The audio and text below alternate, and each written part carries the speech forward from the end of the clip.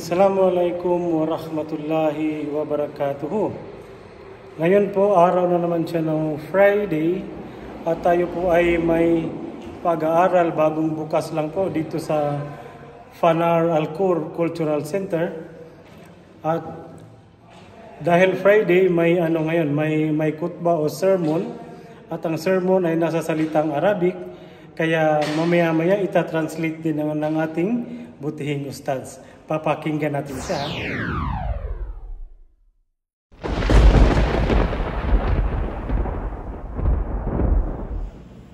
Yung pinakaunang bungad ng ating imam, sabi niya, sa mga nagsasala dun sa masjid, yung mga taong nasa labas, ay yung taong nasa loob, intindihin niyo naman yung mga taong nasa labas. Mainit. Binanggit niya yung aya, "Qila lakum tafassahu bil majalisi yafsahillahu lakum." Sabi niya, kung inutusan kayong paluwagin yung inyong parang gathering, mag-adjust kayo para ma-accommodate yung iba. Yan yung mga adab ng gathering natin kapag nakikita natin yung iba kasi, mashallah, alam mo yung upo na pang 3 tao. Kapag nakikita natin may init, sobrang init, hanap tayo ng paraan na ma-accommodate yung mga nasa labas, may ipasok sila. Yun yung pinakabungad niya. Ang topic, sabi niya, ng ating sermon ay tungkol sa magagandang asal. Isipin mo yun. Yung magandang asal o kaugalian ng Propeta Muhammad sallallahu alaihi wasallam. Isipin niyo yun. Alam mo, yung translation natin, pati yung mga lectures natin, minsan nagja-jive yan eh. Maraming beses na. Maraming beses na. Parang may connect na connect sa wifi. So, sabi niya, ang Propeta Muhammad sallallahu alaihi wasallam ay ipinadala na modelo at gabay natin.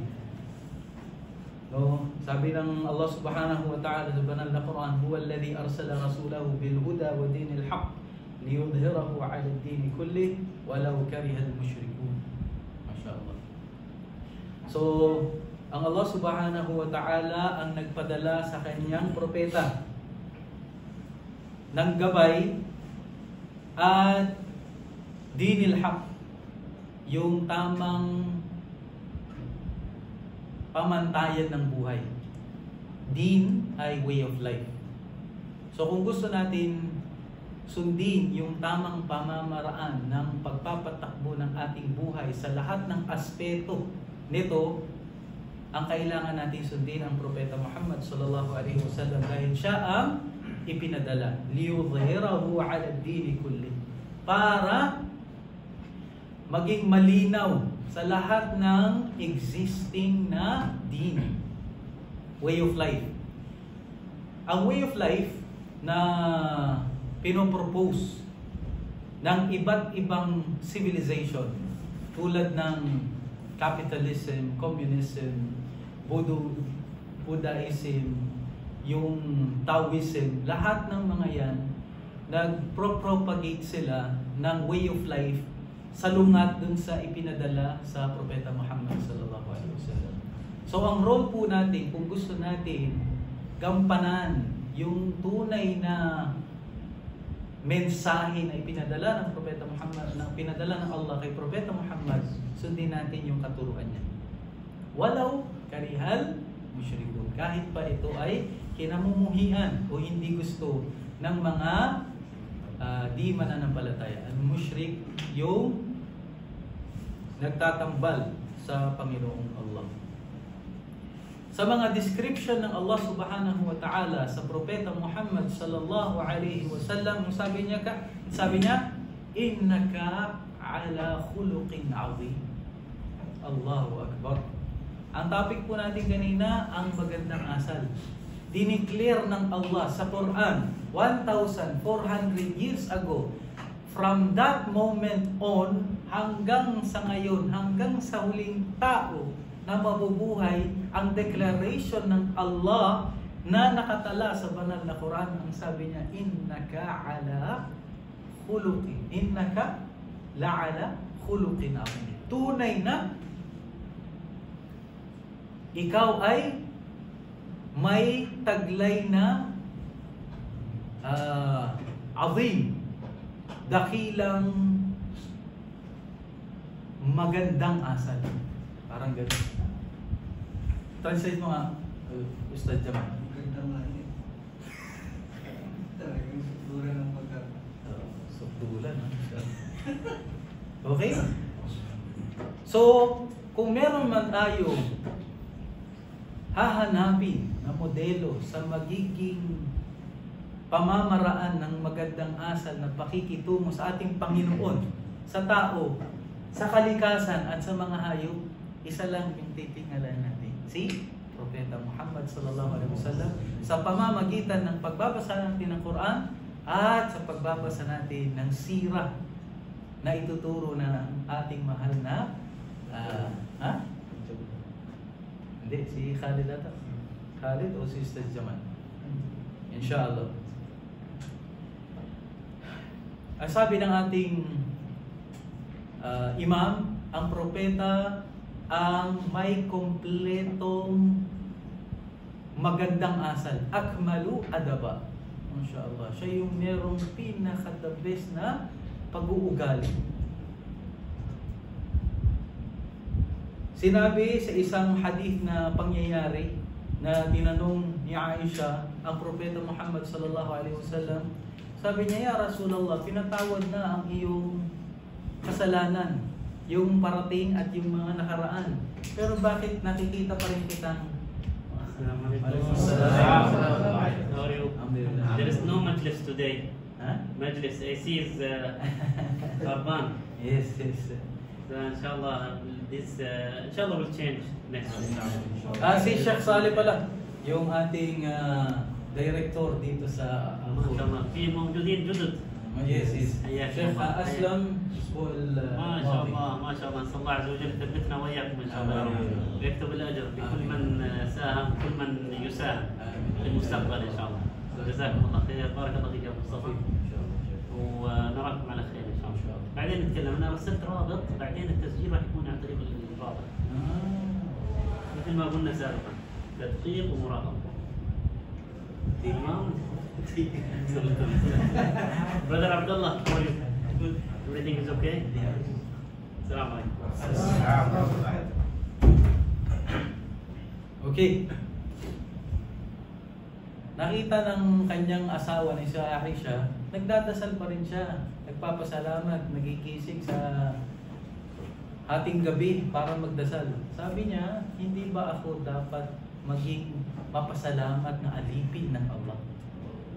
Propeta Muhammad, binigay na sa kanya lahat, pinatawad. Sabi niya, hindi ba ako ang pinakaunang karapat-dapat na magpasalamat na alipin? Yung iba nakatungtong lang sa level 4, ang tingin sa sarili, subhanallah, higit pa sa alipin.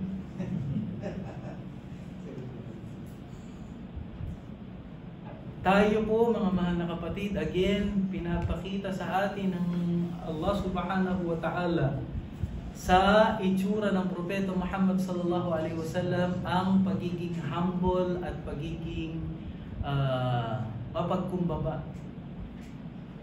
Kahit ano yung naabutan nating estado, maging sa makamundong naabot natin or sa Islamic, always remember to be humble. Ito po yung modelo natin, ang Propeta Muhammad sallallahu alaihi wasallam. Sabi ng Imam, ajwadun nas. Siya yung Masya Allah, kung magbigay, hindi yung iniisip kung ano yung extra. Kung magbigay siya, todo-todo. Allahu Akbar. Sabi niya, ito parating sinasabi ng dinadakwa ng aking uncle. Naalala ko pa, bata pa ako. Isipin nyo kung ilang taon na yun. Bata pa ako. May umiikot na nagbebenta ng Tupperware. Ano yung merong sa panahon ni na Mustafa siguro. Ay, hindi pa bata pa si Mustafa. Sina bro, Tupperware, nagbebenta, nag-iikot sa bahay. Ang gagawin ng uncle ko, pauupuin, bibili ako pero makinig ka sa akin. Allahu Akbar. Da'wa. Simple, panahon pa ng bata pa ako.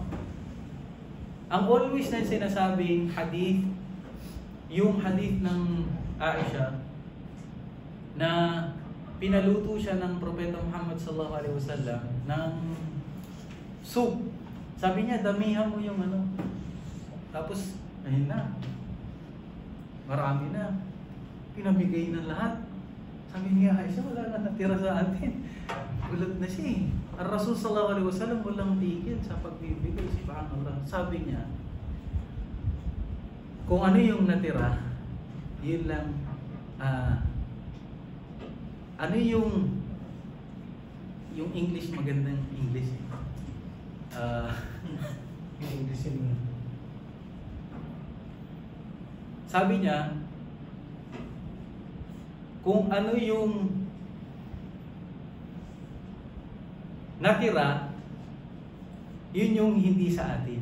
Pero kung ano yung nawala, yun yung sa atin. Ano yung kulasa lang ng sinabi. Kasi iniisip ni Aisha, konti na lang yung natira sa atin. Sabi niya, yung nawala, yun yung tunay na atin. Kasi lahat ng pinamigay na yun, babalik at nakarecord yun sa talaan ng Allah. Simple lang ang sabi ng propeta. Sabi niya, manakasa, hindi na uubos yung pera ng taong nagbibigay. Bagkus, tumudoble pa. Depende pa sa intention. Alam ko, nasubukan na ninyo. Sa oras na nagbigay kayo na super sincere kayo, kayo mismo nagugulat, yung return kinabukasan nandun na. Minsan, hindi pa umaabot ng kinabukasan, magugulat ka meron na. Nung nagbigay ka. Kaya si Abdurrahman, inshallah, gagawin niya mamaya yan. Maya-maya, Allahu Akbar.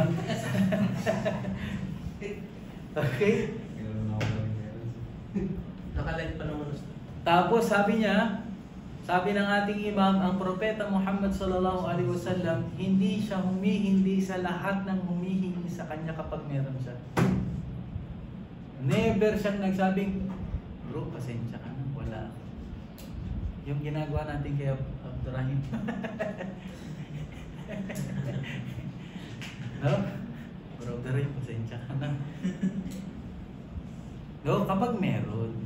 Pag walang-wala, siyempre meron tayong dua. Okay?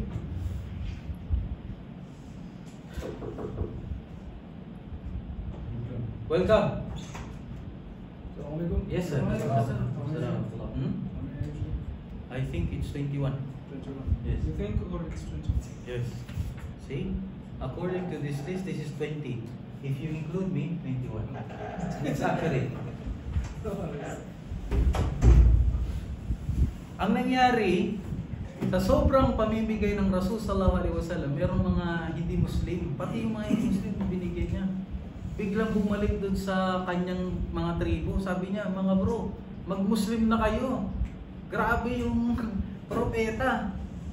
Sa kanyang pamimigay, yun yung naging paraan para buksan yung mga puso ng mga hindi Muslim. Ya Allah, sana hindi tayo maging mga stainless, no? Maging parehas tayo sa Rasul sallallahu alaihi wasallam. No? Talagang may challenge kasi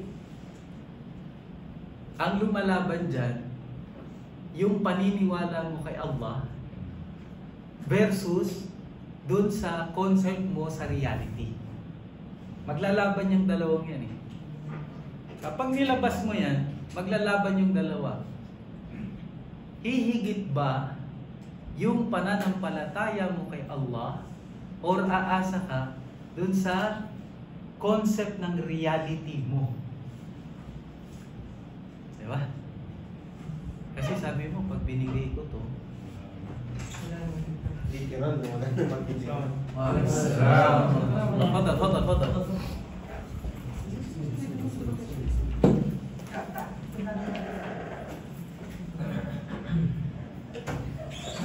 محمد يا فرحان.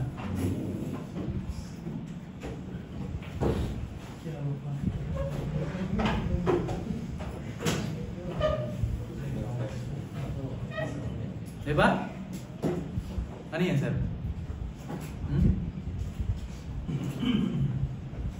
Okay? Meron pa doon? Mayroon pa doon. Meron pa. Inshallah. Can you do the honors?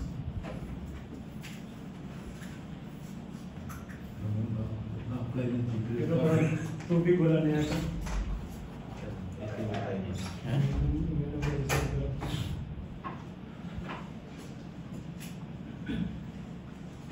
Maglalaban yung dalawa kasi isipin mo, paano na yung emergency ko?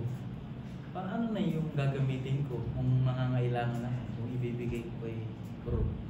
No? Practice yan, bro. Yan yung mga maganda sa concept ng pagkakakilala natin sa Allah. Ang modelo natin, ang Propeta Muhammad sallallahu alaihi wasallam, isang araw nagkaroon ng pagdidigma at merong return. Ang daming ginto na dumating sa masjid ng Rasul sallallahu alaihi wasallam. Mafi? Alas? Oh, dahil sundalo pinamigay na siguro. Hindi pa natapos yung isang araw na i-distribute na ng Propeta Muhammad sallallahu alaihi wasallam sa kanyang mga sahaba. Allahu Akbar. Kahit yung uncle niya, hindi na halos si Abbas, madala yung mga ginto. Pero the point is, dapat, di ba, magsasave ang Rasul sallallahu alaihi wasallam, sasabihin niya, paano na yung mga activities ko? ano mo ba yung normal? Kung walang pondo. Oo, paano na yung activities ko kung walang pondo? Pero, hindi eh. Mas matibay yung pagkakakilala niya sa kanyang Panginoon compared dun sa reality nakikita niya. Sir, ba't dahilan mo? Siya, naintindihan naman ang alay sitwasyon ko. Oo. Naintindihan niya talaga na medyo kuripot ka. Allahu Akbar. Yung kanyang pagiging humble,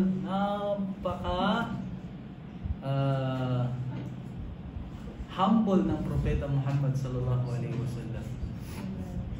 Sa sobrang humble, pagpapasok ka, sa loob ng kanyang masjid at magkakasama sila ng kanyang sahaba, hindi mo madidistinguish kung sino ang Propeta Muhammad sallallahu alaihi wasallam. Isipin niyo yun. Yung ngayon, you see yung upunin na yung nagtuturo, yung damit, mashallah, talagang distinguished dun sa tinuturuan, ma-identify mo talaga. Ang Rasul sallallahu alaihi wasallam, sobrang humble niya, hahanapin mo pa kung sino yung Propeta Muhammad. Okay? Tapos yung ugali niya na palangiti. Masya Allah. So yung mga parating na kasimangot dyan, mag-practice din pag may time. Ilabas din yung mga ngipin natin, subhanallah. Alam nyo, yung acceptance ng tao nagsisimula sa itsura natin. Yung acceptance ng mga words kapag hindi nag-atap,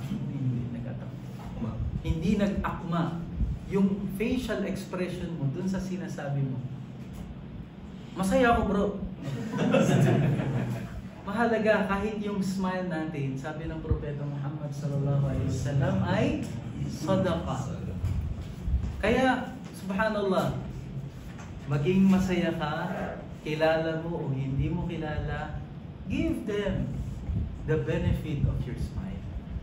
Diba? Huwag masimangot. Kasi kapag maganda yung approach mo na mag-smile ka, yung second dyan, yung conversation nyo na, alam nyo yung mga promo girl, promo boy, ang tawag sa kanila? Promodizer. Promodizer. Diba? May mga produkto silang dala na kailangan yung itsura nila napaka-malinis, presentable, yung pakikiusap, yung mukha. Kasi meron silang binibenta sa inyo. Isipin nyo, binibenta natin paraiso ng Allah. Allah. Hindi ba dapat tayo yung nag-i-smile at pinipresent natin na mas mainam? Hindi yung parang pagtingin sa'yo, huwag tayo dyan bro. Parang galit. Parang pinagalitan ng misis. Okay? So, ang Propeta Muhammad sallallahu alaihi wasallam ang ating modelo. Siya yung pinakamaawain. No? Masakit sa kanya yung description ng Quran, very specific eh. Masakit sa kanya yung nararanasang pighati ng kanyang kasamahan. Hindi siya mapakali. Isipin nyo, subhanallah, isipin nyo i-imagine niyo ang Rasul sallallahu alaihi wasallam, head of the state siya. Kapag head of the state ka, ang dami mong iniisip dyan. Iniisip mo yung pagpapatakbo ng state. Iniisip mo yung pagtuturo. Iniisip mo yung asawa mo, yung mga asawa mo. Iniisip mo yung mga anak mo. Iniisip mo yung economy. Iniisip. Pero masakit sa kanya kapag nakikita niyang merong dinaranas yung kanyang kasamahan. Allahu Akbar. Kapag nagsasala, after ng Fajar, iikot ang Rasul sallallahu alaihi wasallam, hahanapin niya, parang wala rito si Brother Das. Parang wala dito si Bro Almin. Nasaan na kaya?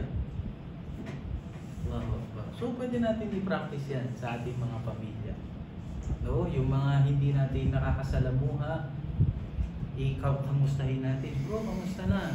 Tulad ng kasama natin, sa imam natin, yung syaja'ah, yung katapangan ng Propeta Muhammad sallallahu alaihi wasallam. Sabi ko nga, isa sa magpapatibay ng ating samahan, tunay na samahan, yung courage natin tumayo at sabihin yung katotohanan. Sabihin natin kay Abdurrahman, bakit puro ka na lang YouTube? Parang ganon. Mustafa! Secret. Okay? Ang Rasul sallallahu alaihi wasallam sa digma, napakatindi. Ang sabi ng description na binigay ng imam sa atin, sabi niya kapag tumitindi na yung labanan, saan kami kumukover? Kumukover kami sa Propeta Muhammad sallallahu alaihi wasallam. So hindi ito yung leader na tama. Hindi, matapang pero hindi siya matapang pero hindi yung abusado. Meron 'di ba? May leader na dahil leader siya, hoy, sumunod ka. Hindi. Leader, pero magalang. No? Mabait. Kailangan natin i-balance yung dalawa. Okay?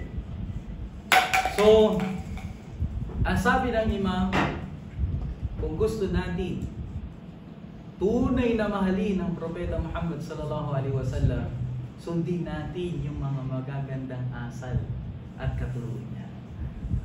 Ganon yung tunay na pagmamahal na dapat inaalay natin sa kanya. Hindi yung nagse-celebrate tayo ng birthday niya, nagsasayawan tayo, nandun tayo sa loob ng masjid, lahat na ng pagkain ng culture natin, nandun naka-display, nagsisigawan, nagsasayawan, aalalahanin daw ang Rasul sallallahu alaihi wasallam. Hindi po ganun. ang tamang pamamaraan ng paggalang at pagrespeto at pagmamahal. Paano? Sa pagsunod sa kanyang katuruan. Paano natin malalaman yan? Dapat natin pag-aralan. So, inshallah, yun yung mga makukuha natin along the way sa pag-aaral po natin ng subject ng sira o biography ng Prophet Muhammad sallallahu alaihi wasallam.